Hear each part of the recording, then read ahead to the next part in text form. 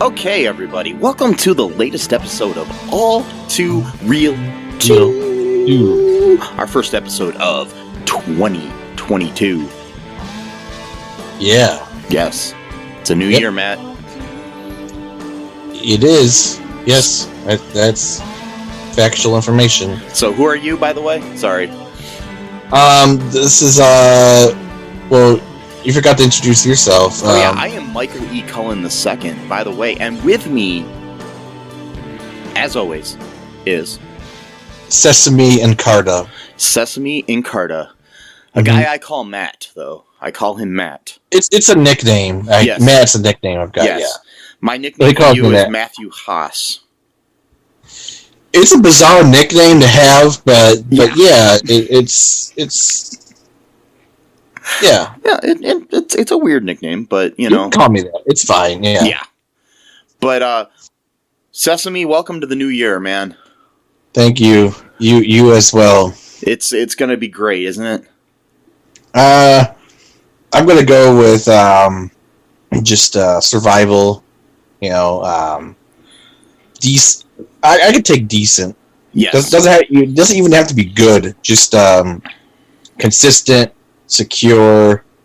You know, with a little room for fun, happiness. That's all fine. But just nice sort of consistent baseline should be fine. And you know, just like Adam Duritz said once upon a time, it's been a long December, and there's reason to believe that maybe this year will be better than the last. Yeah. No more deeper words have ever been said. What's that from? A long December. Counting Crows. From what? Counting Crows. Okay, yeah. Cool. Maybe this year will be better than the last. Oh. Good song. That's my favorite Christmas song. Anyways, really? It's not a Christmas song, but I call it one. Oh, okay. So, anyways, today on the show, Matt, Mr. Sesame Encarta, we are covering an unsold pilot that was made in 1997 entitled Veronica's Video. Yeah. Yes. It was directed by Don Scardino and written by Jay Tarsis, who we've encountered in a previous episode of our show. Wait, we have? Yes. Jay Tarsis was an actor in The Duck Factory. Oh, wow, that one with Jim Carrey? Yeah. Wow. He wrote this. Interesting. Yes. Who was he in the Duck Factory? He was one of the writers in the office. He was like white Italian looking dude, sort of, kind of, you know? Yeah, so, yeah. I don't know. He was much younger, though, probably. Oh, yeah. At that time. Okay.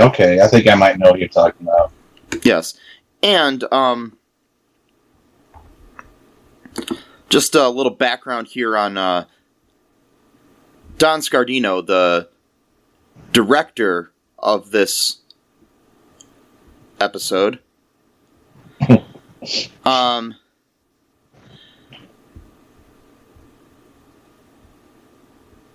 He has directed episodes of... Well, actually, he directed a TV movie, which I don't know what it's about, but I'm thinking we're going to cover it next year for some reason. It's called The Bitch Who Stole Christmas. I don't know what it's about, but I like the title. He's also directed 2 episodes of Only Murders in the Building. Oh, wow. Very interesting. Yeah, which is probably one of my favorite new shows of 2021. That's really messed up because I just started watching that like 3 days ago. Yeah. And I picked this episode completely at random. I had no idea that there was any connection to the two things. He's also directed episodes of The Connors, the Murphy Brown reboot in 2018, Young Sheldon, Two Broke Girls, Angel from Hell, Crazy Ex-Girlfriend, 30 Rock, Rescue Me, My Boys, which I really like that show, Law and Order, Hope and Faith, 5 episodes of Ed, The West Wing, Cosby, Wow. Jeez. Sports Night. Oh my god, this guy's got like a stellar career here. Yeah, there's a lot of other things. Let me see. I'm just kind of giving highlights here.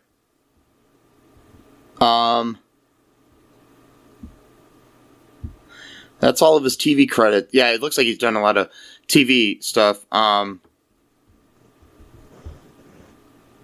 He also directed the incredible Burt Wonderstone movie.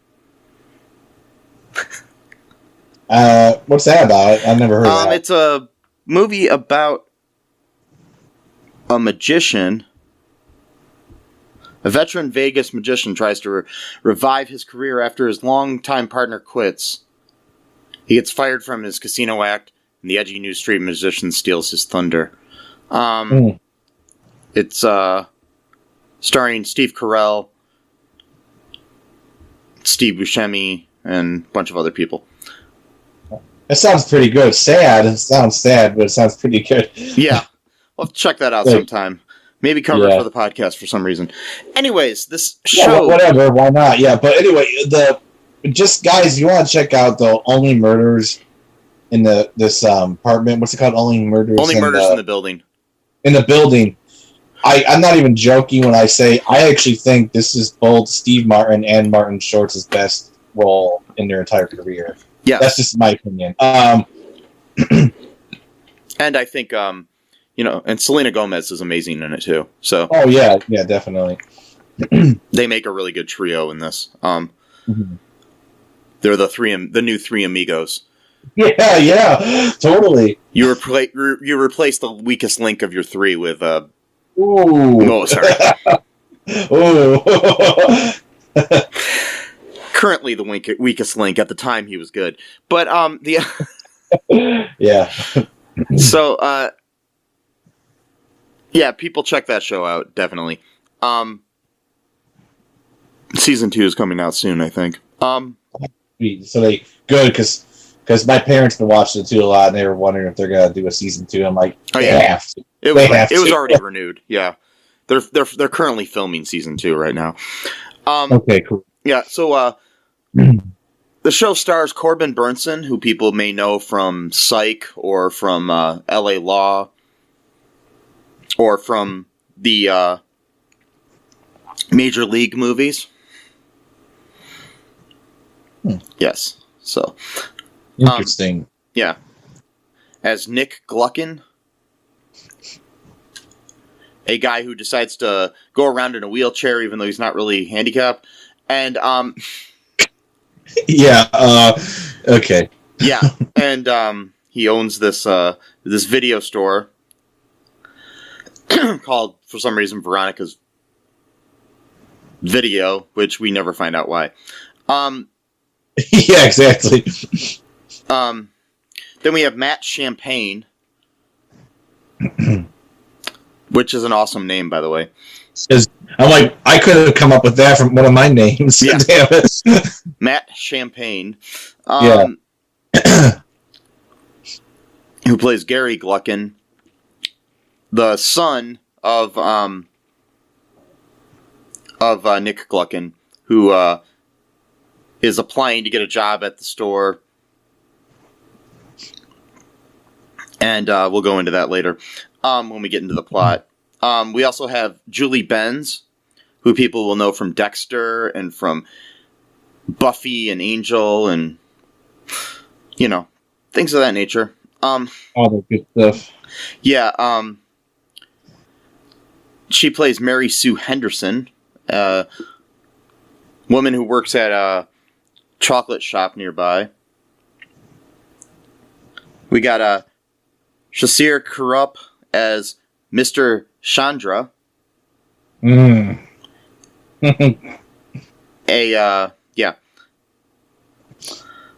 Stereotypical Indian man. So who's also trying to work at the video store. We do have an appearance with a kid customer played by Chris Owen from the American Pie movies.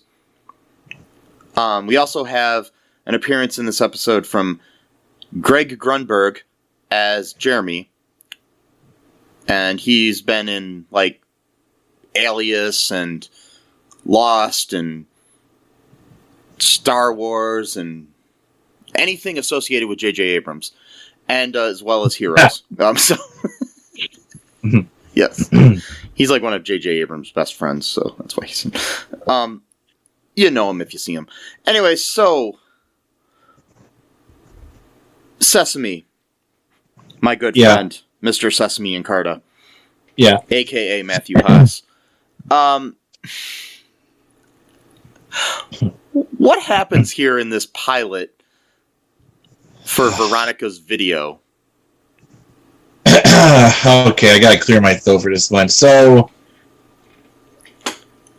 it opens up, you got some, shitty intro music, whatever. By the way, the quality of the video we saw was so terrible, because it was, ripped from, a VHS, but it was just bad. The colors were just, it was barely any color at all. It was, almost black and white, but, it was not intentional. It's just the way it was. So anyway, so part of what I'm about to say might be influenced by the fact that it was just such a bad copy that I had to watch. But so this dude walks in, he wants to apply for the job, and then the guy who's in a wheelchair, even though he doesn't need to be in a wheelchair for unexplained reasons, and he's like, hey, you got an ad for the job, and he's like, yeah, and it says to call the phone number.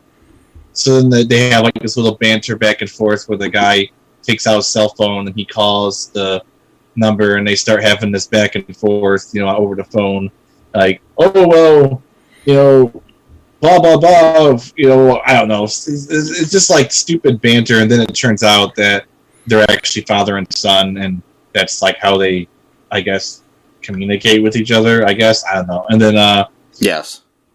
And then he's oh well, my dad's a real jerk or whatever, and then he's like, that's never been proven, oh, I'm not your real dad, all this stupid crap, and then that's the big intro, and then it goes into the whole show, and he actually doesn't even technically hire him. He's just letting him work there for free, I guess. And then we have the Indian dude show up, and then we find out that the guy's having a competition, I guess, between who he's going to hire for this glorious video store called Veronica's Video.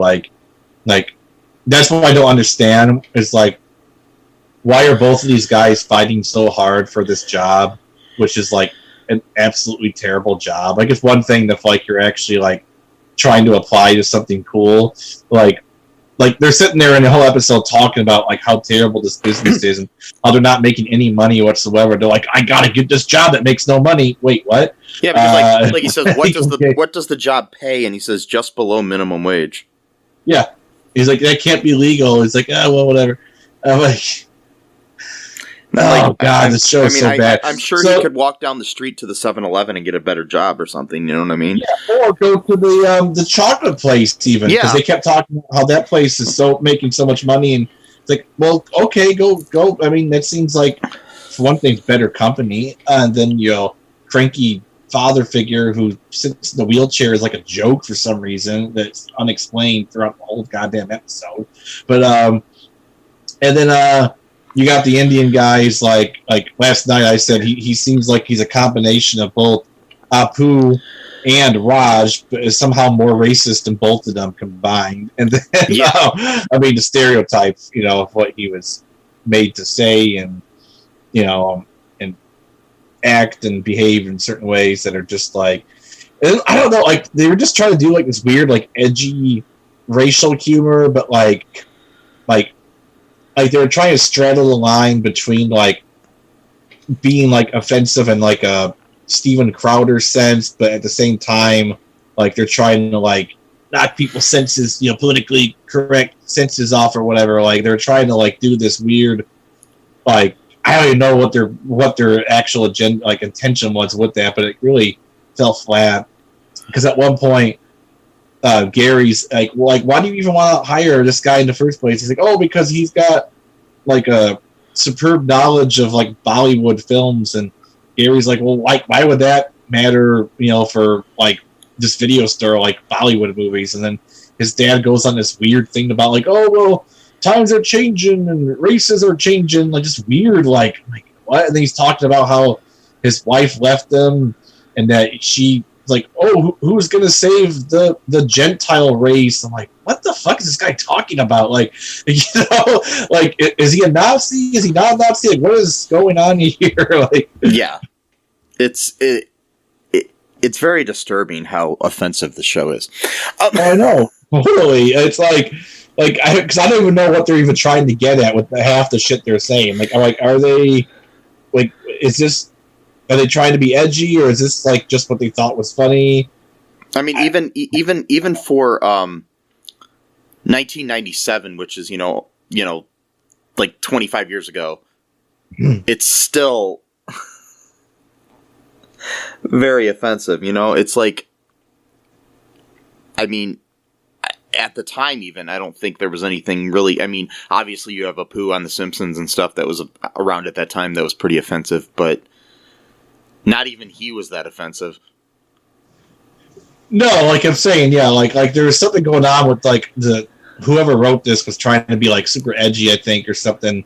Even for that time, because I remember watching stuff at that time. Who, even when I look back at it, I'm like, yeah, they wouldn't really let that go that extreme, or type of thing like that. Because like when you start talking about like saving the Gentile race, and then you start talking about how like the racial dynamics are changing, it's just like, that's a weird, I don't know, just something about it's weird. It doesn't feel right. Like, it's like it's not even trying to be subversive in a way that like is about like trying to point out how racist people are through comedy or anything. You know what I mean? It's not. It did. If that's what you're going for, it doesn't really come off that way. I mean, maybe that's what they're trying to do, but that's not how it came off. I mean, I know they're putting. I mean, they are following what I like to call like the Kevin Smith style of comedy, where you put the stupid things in the stupid man's mouth.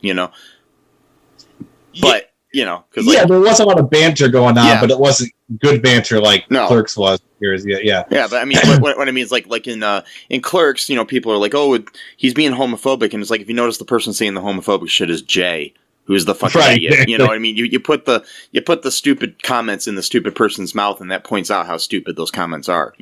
Right. Yeah. And then in Clerk 2, you got him like literally tucking in his penis. Yeah. Like, and he's like obviously like exploring himself in ways that, you know what I mean? Like, yeah. It's interesting. But anyways, I mean, this show does remind me in a lot of ways of the Clerks pilot we covered. Oh God, yeah. How it's, wanting to be what it's, I mean, if you think about it, this came out like just a few years after Clerks, and it's about a video store, which Clerks had an element of, and it's about being a clerk in a store. And that was probably kind of what they were going for, but then they decided, oh, we'll add an Indian character and make him the biggest stereotype in the history of the world. I know, like for no reason. Yeah. Oh God. Because it's basically like they're like, oh, let's get rid of Randall and we'll make him, or Dante or something and make him a Indian guy, and then we'll put in a boss who's like a fucking racist asshole who is also, you know, like basically, you know, co-opting the whole handicap world, and which that's also super offensive. Yes. Like, oh, he's lazy. Like, oh, like, yeah, like people in wheelchairs are lazy, right? Like, no, it's because they're fucking disabled. Like, yeah. You know, I don't know. It's so weird. So, anyways, we have the basic plot here. We go on where he's basically hires Mr. Chandra instead of his son. And before that happened, though, there was like an incident where they're talking about the candy, the chocolate or whatever, and how there's a chocolate store nearby, and yes, it was the greatest line of dialogue said here when they were talking about it, Mr. Chandra, because they were talking about how great this chocolate thing is, and says something to Mr. Chandra about liking chocolate, and he says, all races and creeds go yum yum for chocolate. I'm going to say that again. All races and creeds go yum yum for chocolate.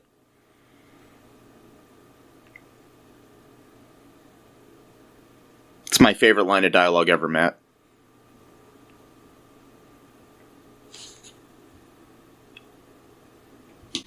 Any thoughts on that great line, Matt? Yeah. It makes me want to like pull my hair out. God, it's like one of the most cringy lines of dialogue I've ever heard in any show I've ever watched. God, this episode made me feel so uncomfortable and like in so many ways. Oh, too, it reminds me too. So then there's this whole thing going on where, of course, Mr. Chandra doesn't really understand like all of the like idioms of English or whatever, like takes things really literally. So like there's this guy wants to go into the adult section, and he's like, he thinks that you have to be exactly 21 years old to go in there. So if you're older than 21, you can't go in either. So like he's like, I'm 67. It's like, yeah, it says 21 years old. Get out. So then this guy's like, well, I just turned 21 last week, and he's like, oh, go in there, you happy pervert, or something, I don't know, something like that. And the guy's obviously a teenager. Did not look like he was 21. Like, it was Chris Owen from the American Pie movies who played the Shermanator. So, okay. I thought it might have looked like him, but I could hardly tell because of how bad the film was. But like, so you get it though. The Indian guy doesn't understand, like, you know, for real, like he, you know, doesn't get it or whatever. So then like this really attractive woman from the chocolate shop, which you don't really understand at first because they start playing like dreamy music or, you know, whatever type of thing, so you're not really sure if this is like fantasy, you know, or whatever. And she was told to deliver like a cupcake to Gary's dad because he, you know, he's the one that owns the video store. And like Gary's like resorted to like not being able to like talk because she's so hot or whatever. It's like, really? Like, are we gonna do that? Like, come on. Like, it's like that. What was that other show that we watched with Patton Oswalt and Brian Posehn? It reminds me a lot of that show too. Yeah, like I've had moments where I've like had to talk to someone who is like just like extremely beautiful, like to the point of like almost like how is this even possible that like someone could look this good? But like I never got to the point where I'm like, oh, dude, like he's doing or whatever. Like, you know, it's like, shut up, like, yeah, like, and then she's like, like almost like sickly sweet, nice, about everything. And like, then she's like, oh, well, maybe you'll get a cookie later, and all these innuendo stuff. And then like she goes and leaves, back for the chocolate store. Yeah, she brought some kind of chocolate egg to give to the dad. Egg, it was, yeah. And well, there's lots of symbolism with eggs, so maybe they're going for something here. It's this brilliant show, And yeah, they thought that deeply. What's that? I said they thought that deeply when they were writing this. Yeah, I'm sure they did. Yeah. Then the Shermanator comes out, and he's like, "Oh, I recognize her. She was in this movie, the porn movie." Yeah. And like, oh, really? Oh, that can't be her. It's like, it's totally her, dude. So we got that whole thing going on. So anyway, the dad fires Gary, and in favor of Mr. Chandra. And because, oh yeah, by the way, the reason why they call him Mr. Chandra is because they can't pronounce his name. You get it? Indian name too hard to pronounce. Yeah, they can't pronounce his first name. It's too hard to pronounce. True. Yeah.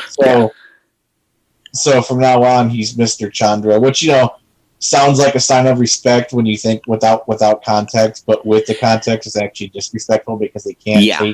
Like, seriously, think about it. How long would it take you to memorize someone's name? Even if it's a foreign name, 5 minutes, just repeating it over and over. You can't take 5 minutes out of your life to pronounce someone's name correctly. Really? Well, okay. Well, anyway. I will go with this. So for years, I worked with this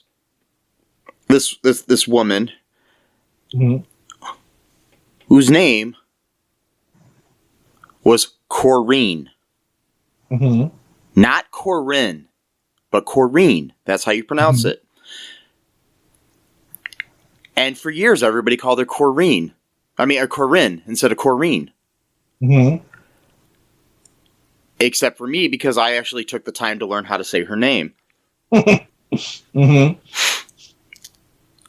She never cared, because she was a nice person. But everybody else at work called her Corinne and not Corinne. Wow.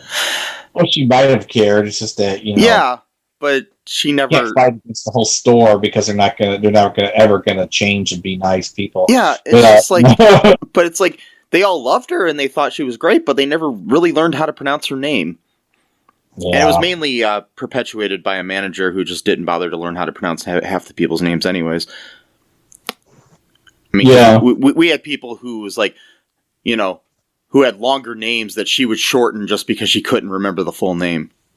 Yeah. Yeah, so that's how it was. Anyways. Yeah, but we had a friend, I'm not going to say who, because I'm not going to, bring them into it or whatever, without their permission or whatever. But, one of their teachers never could pronounce her name, so they just called him Ocean.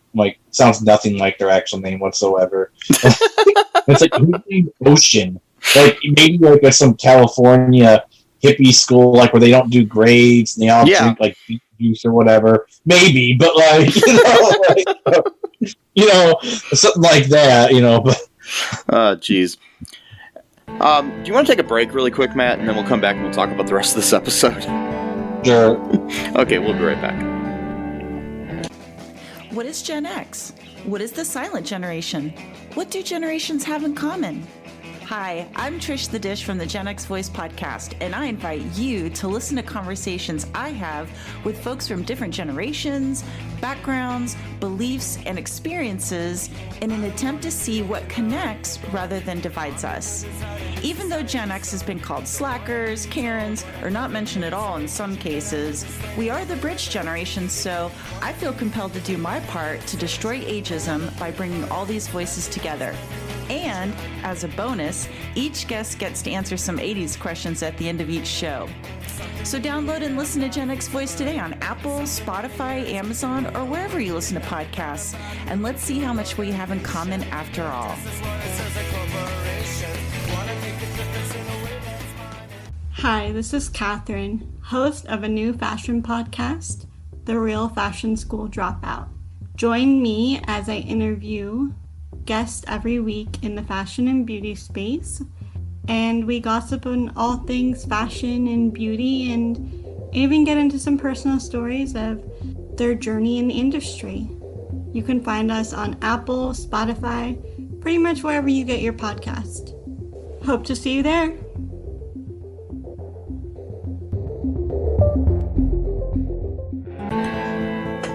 And we are back.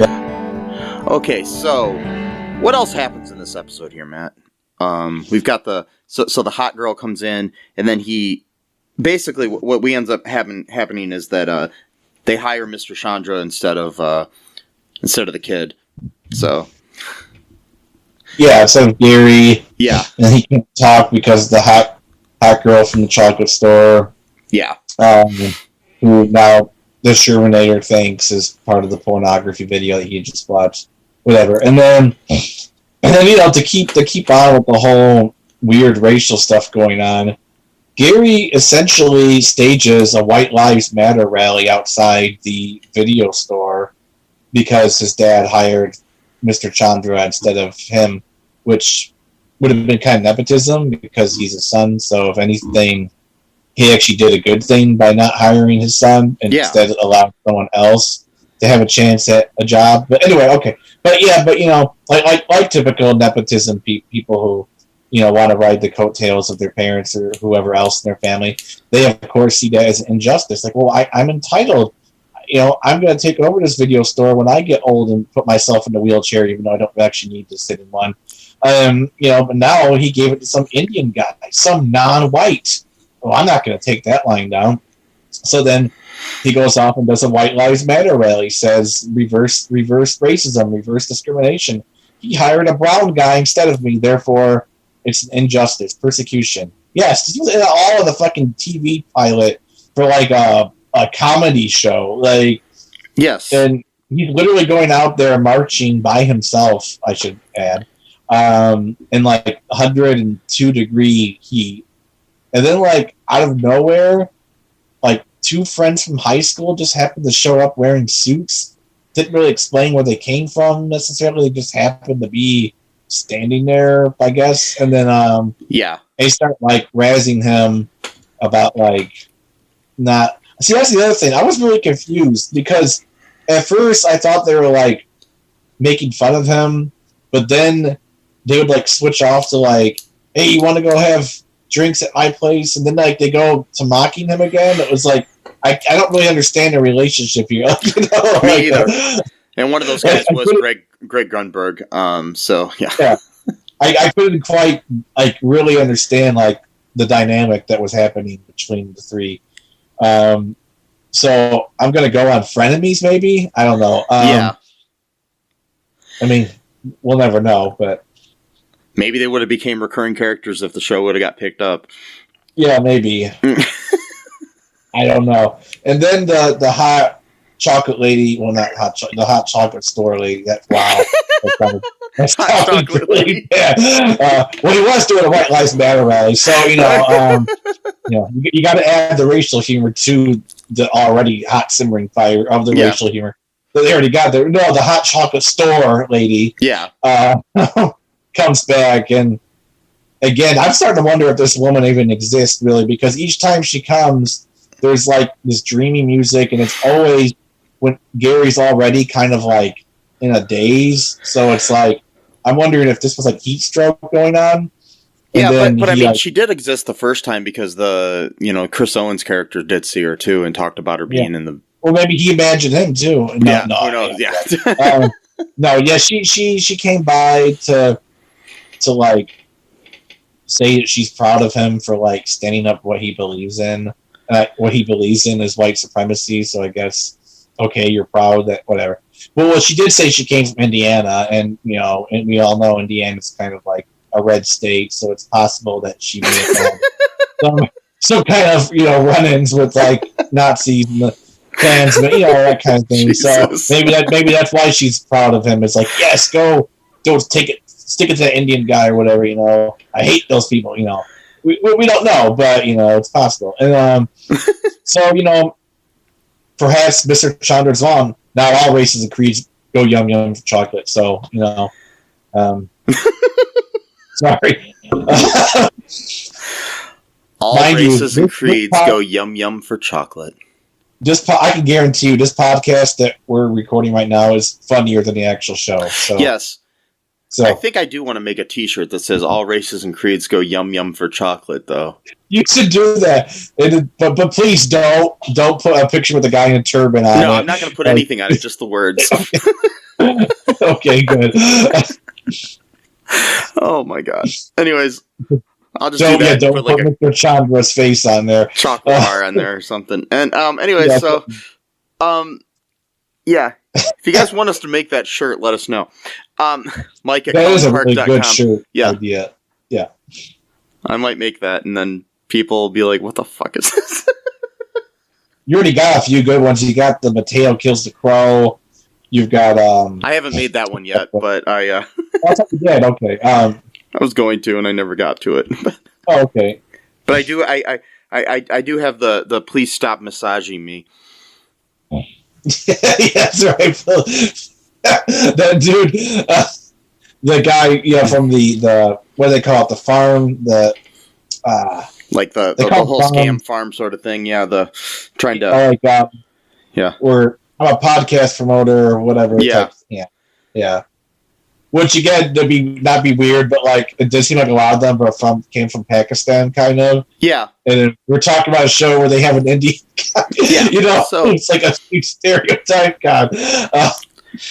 Anywho, I'm not making a comment. I'm just saying it seemed like a lot of the people contacting you did seem to mainly come from that. Well, that's what. Unfortunately, that's like the only kind of jobs those people can get there. Unfortunately, some people can, and it sucks because they get taken advantage of and end up scamming people. And half the time, I don't even know if they realize they're scamming people. Yeah, I mean, exactly. The guy might actually be like an actual podcast promoter, but like can only get like shitty gigs. Like, like I'm not saying our show's shitty, but like, you know what I mean? Like, but I mean, on top of that though, that whole thing, if you want to go back and listen to that, there was in one of previous episodes, I don't remember which one, that we talk about this, but the guy was completely a scammer, but he yeah, that guy in particular was. But the conversation was interesting, where we went back and forth to the point where we pissed him off to the point where he didn't want us to talk to him anymore. we kept like asking him about how much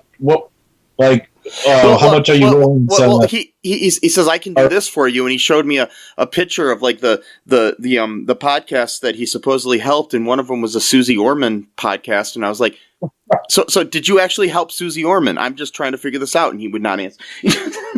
And plus, too, he's like, I share I share your podcast with like my friends list, and he had like 5 friends on his Facebook profile. And it's like, dude, like I have like 140. Like that's pretty low for a lot of people. Like yeah, he's like I've got, I can share it, with all my friends, and he had like less than 100 friends, and I have almost 5,000. So I'm just like, really? And like half of them didn't even have profile pictures; they were just blank. Like it's like, yeah, okay, like. Are those other podcast buddies, or those just other accounts that you have? Yeah. Yeah, so anyways, he said, please stop. Yeah. Back to this wonderful television show. Yeah, sorry, we got kind of sidetracked here. But we do that. That's why you listen to us, folks. You love our sidetracks. If you'd like more of that, we could actually do a whole show about sidetracking if you just pay us on Patreon. Oh, wow. Like, we just won't talk about the actual thing, except for, like, very well.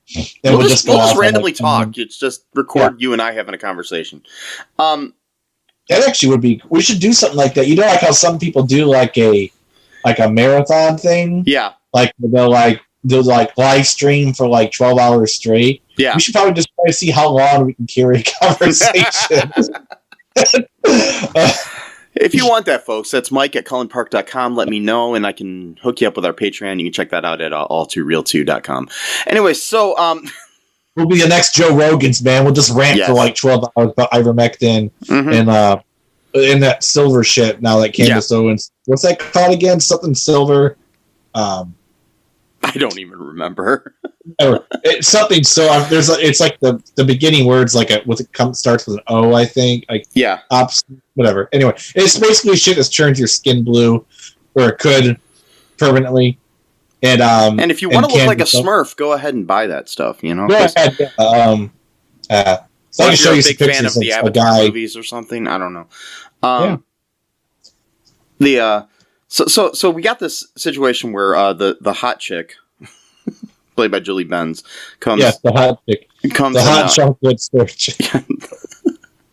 Not the hot chocolate girl. God damn it. That was like a miss. That was not me. So the hot chocolate chick. And the hot chocolate store. Oh, okay. So she's talking to him and proud of him and stuff like that, and then he kind of asks her out. And kind of. And then she says that she might be a lesbian. Yeah, I didn't get that part. That was weird. I was just like, are they trying to be edgy here too? I didn't understand. Because she's like, I'm not sure. I'll get back to you next week. Like, they're just trying to make her like a ditzy blonde type character, I think is what they were going for. Yeah, I don't know what they were going for, but it's just like, okay. I think that's what it was, because she was like kind of dumb and sweet and girly and like almost just like sickly sweet, you know? And she's literally dressed like Alice from Alice in Wonderland. Yeah. Kind of. So... I don't know. Anyway, so the dad ends up realizing what, that he's proud of his son for standing up for himself, and then hires both him and Mr. Chandra. Yeah, he's like, all right, time to wrap up the White Lives Matter, rally, because you're scaring away customers, so all two of them, and yeah, so I'll hire you as well, as long as you wrap up the White Lives Matter protest or whatever you got going on, and we'll all be one big happy family. Can you please explain to me though, why was the dad in the wheelchair? Because he actually went so far as has a handicap like actual sticker on his desk. What was the point of this? Like, my whole theory on it is that the guy is just lazy.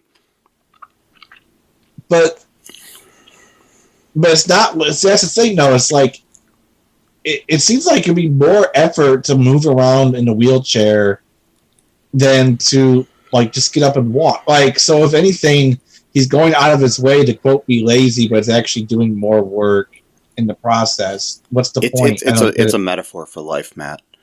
I guess how sometimes in life we take what we think is the easy way out, but it ends up being the harder way in the long run. Yeah, it's a really deep point in the show, especially with the eggs. Eggs are always pop up; they're always symbolic, But like in like chocolate covered eggs, because you got the candy element to it. Eggs are symbolic of rebirth and springtime. Yeah, and springtime. Yes. And then you got. And springtime for Hitler. That's what I was just thinking. Maybe there's some kind of connection there.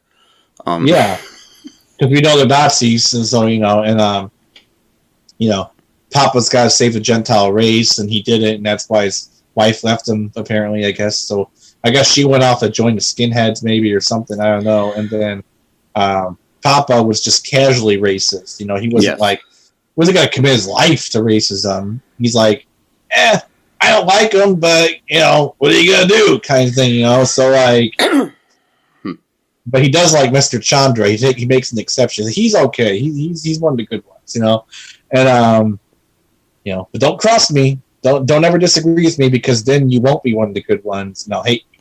That's how that works. So, yep. A lot of deep stuff in this episode. So, anyways, they both end up working there, and that's kind of how it ends. Yeah, and shockingly, this was not picked up for a second episode or even aired, as far as I know. Yeah. So do you want me to look at some reviews of this episode, Matt? Yeah, go ahead. Okay, here's a couple from the Internet Movie Database. There's only 2. Wow. Okay, so we have a 1 out of 10 from Martin Haffer, who I think we've read previous reviews from. This was written on June 7th of 2020. Terrible and offensive to many.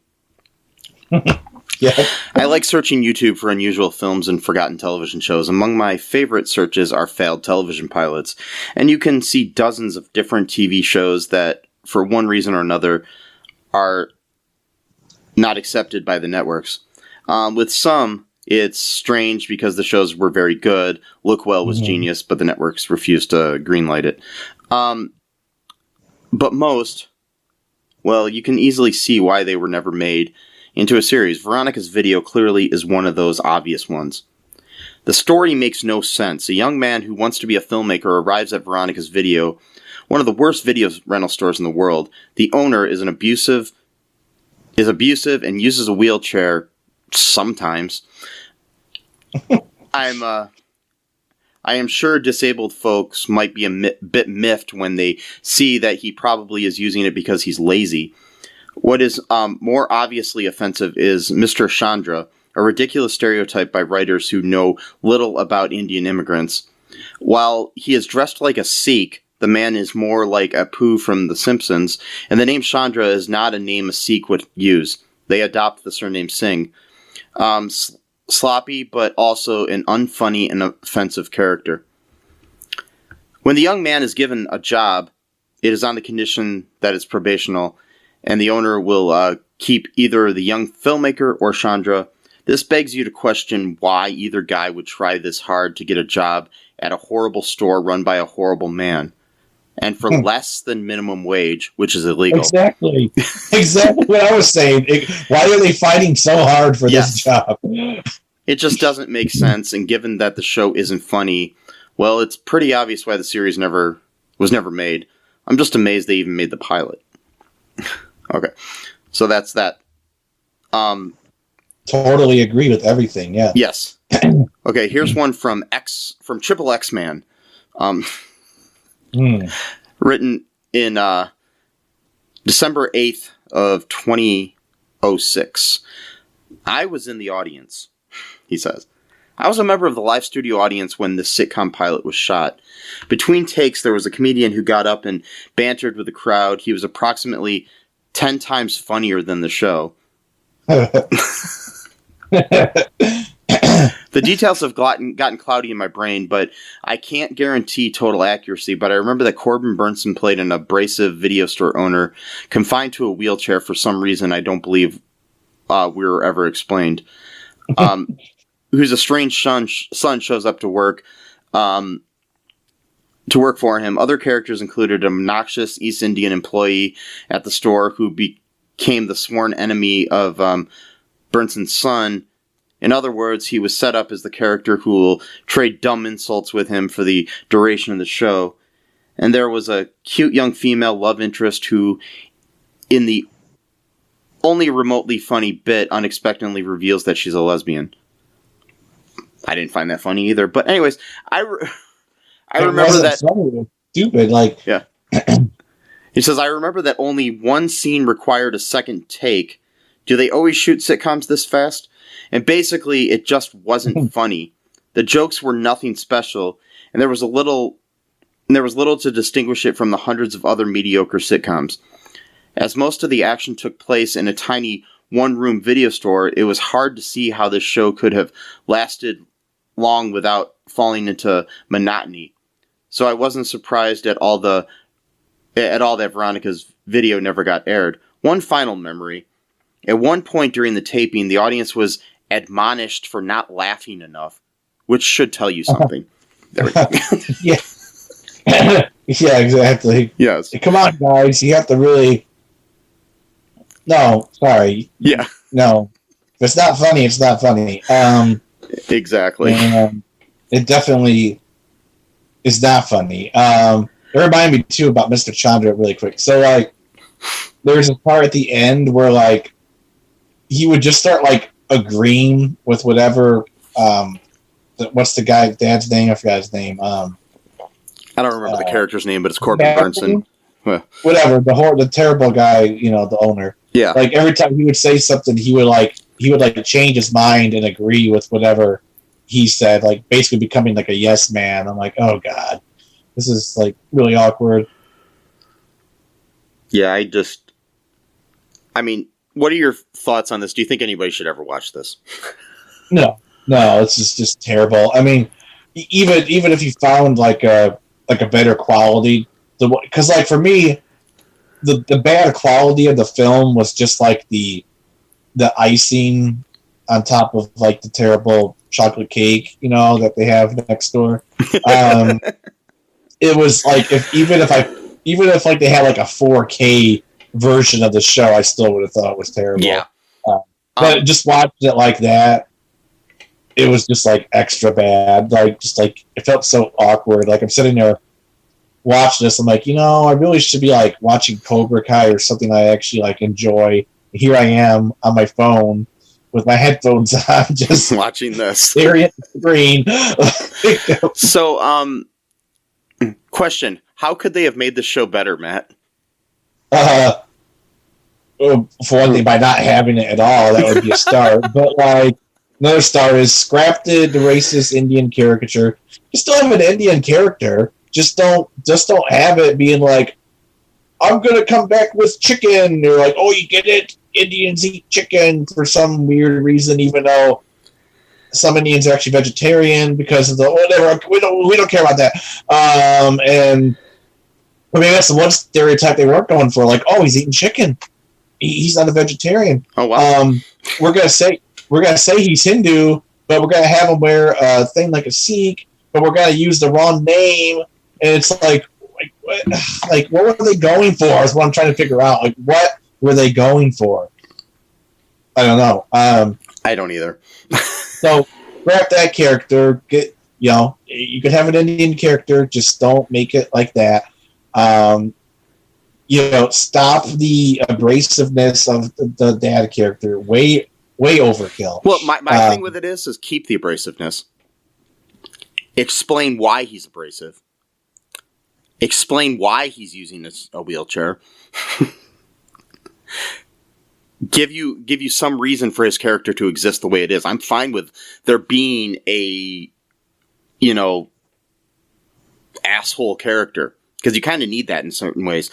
But my main thing with it is keep that, but just explain why. You know what I mean? Yeah. But yeah, it was a little over the top, though.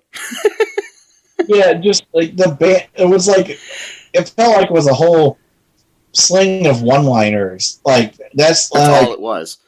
One-liners are fine, but like you can't have that be the entire dialogue. Like him going off in these rants about how his wife like broke his kneecaps for some reason, and then talking about how he was going to save the Gentile race, and like what the hell, like. See, my whole thing is maybe change it to make a reason why the kid has to work at the video store.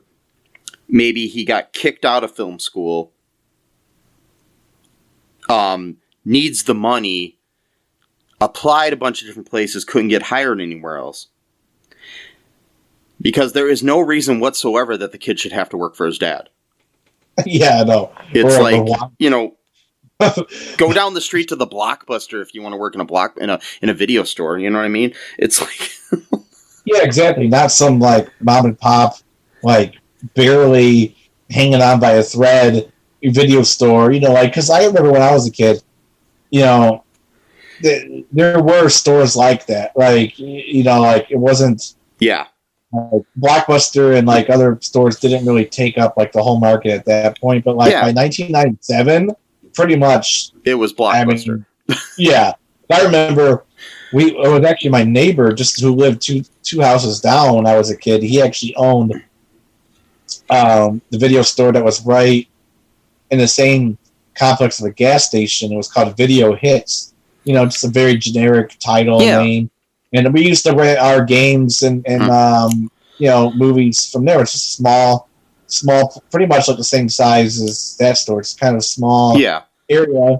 And then eventually, he sold it to, start other businesses because he couldn't compete with because for us it was Blockbuster in our area wasn't really huge, but what we had was called Video Connection, was a big store. Yeah, there's Video Connection and Family Video and Hollywood Video and all these ones that kind of took over everything.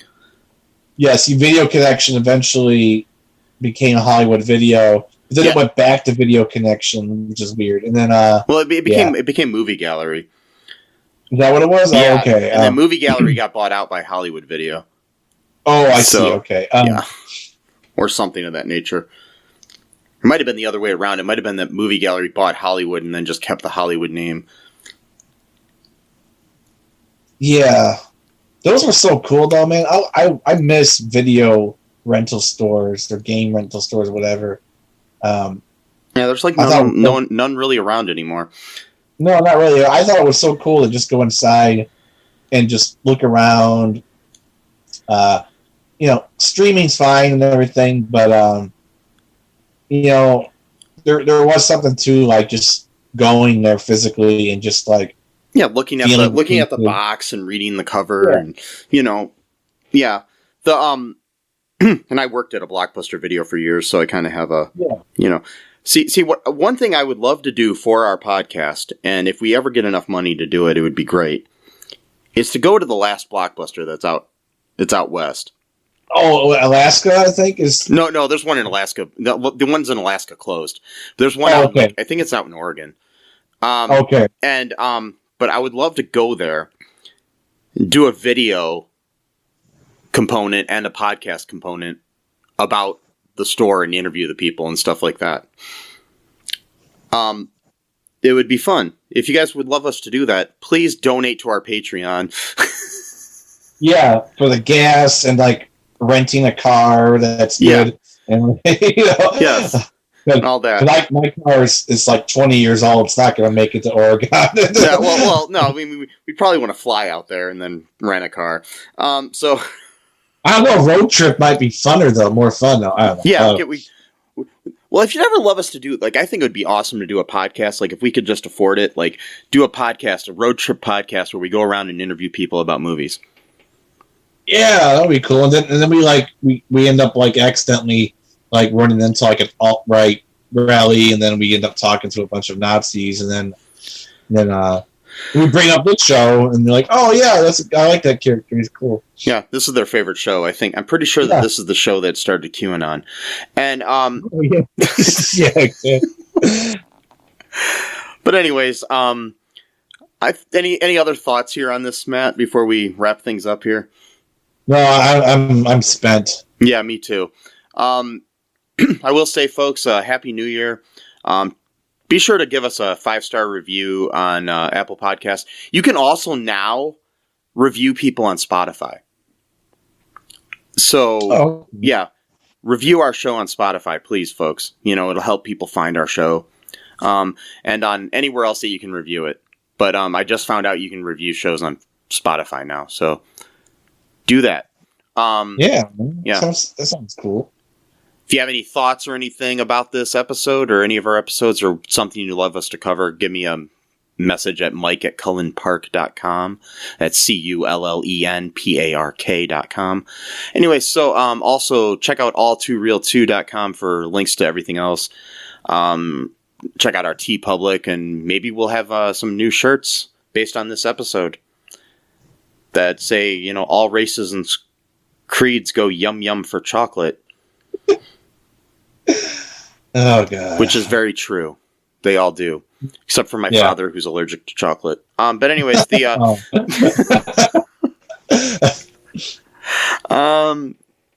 but anyways, folks, until next time, wear a mask, get vaxxed, go yum yum for chocolate, and wear a condom. Bye-bye. Thanks for listening to All Too Real 2 podcast, a Cullen Park production. Produced and edited by Michael E. Cullen II. Music by Matthew Hawes. Subscribe and share the show. Visit us at cullenpark.com.